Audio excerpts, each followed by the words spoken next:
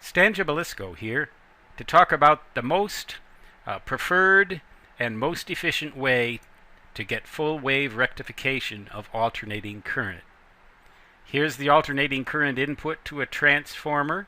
Here's the transformer secondary, and here are 4 diodes arranged in a configuration called a bridge. Now notice the directions of these arrows, the orientations of these diodes. That's very important here in order to get positive here and negative here. So let's talk about current as a flow of electrons and talk about what happens when current tries to flow, or flows actually I should say, from the bottom to the top in this secondary. That's half of the cycle. That's what's going to happen. Electrons are going to flow through this wire like that, and they're going to hit a branch point. They're going to have a choice between this diode and that one. Electrons cannot flow with the arrow in a semiconductor diode, but only against it.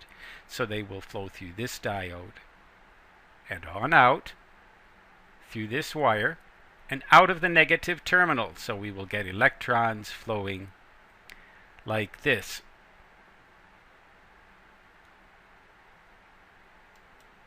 Okay, that's cool. That's that half of the cycle. Now let's see what happens when electrons try to flow from the top to the bottom in this secondary winding. They'll flow through this wire, they'll come here, and they'll hit this branch point, and they'll have a choice between this diode and that one. If they go through this one, well, they can get through this one, they can't get through that one, so they're going to go through here and again out through the negative terminals. So we're going to get negative pulses in both halves of the cycle. Now let's talk a little bit in reverse here about electrons moving away. Maybe what we should do is turn around and talk about conventional current that moves from plus to minus. So we can imagine of some kind of anti-electrons that go from plus to minus.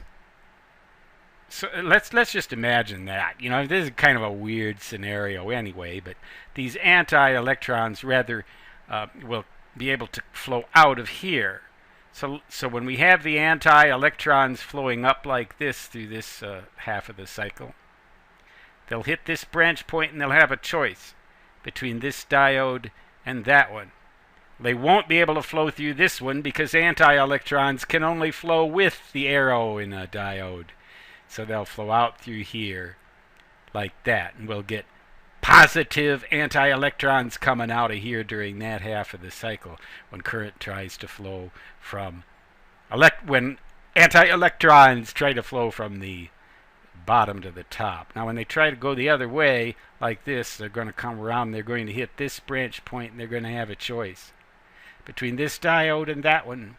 But remember, now these anti-electrons do exactly the opposite of what electrons do, so they can only flow with the arrow in the diode, and they'll flow along out through here and create positive pulse here. So that is what will happen in both halves of the cycle here. We're going to get anti-electrons flowing up like this, out through this arrow like that during that half of the cycle. Electrons flowing down like this during the other half of the cycle. They'll be able to flow on out and again through there. So it works. We get positive pulses here and negative pulses there. Of course, there's no such thing as anti-electrons unless you're talking about antimatter. Maybe an antimatter universe, the positrons would flow with the arrow in a diode and not against it. What would we ever do? You know, I mean, we'd have to learn everything all over again. But that's the full wave bridge rectifier circuit, and it is a better way than the full wave center tap method because it makes more efficient use of the transformer, takes advantage of the entire secondary winding on both halves of the cycle, so it's easier on the transformer. It can use a simpler transformer that's less expensive.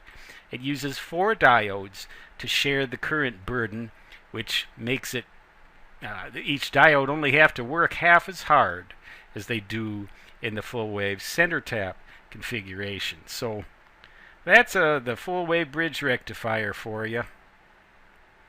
And you'll find this and related topics described in exhaustive detail in my book, Teach Yourself Electricity and Electronics, a link to which I will include in the description of this video.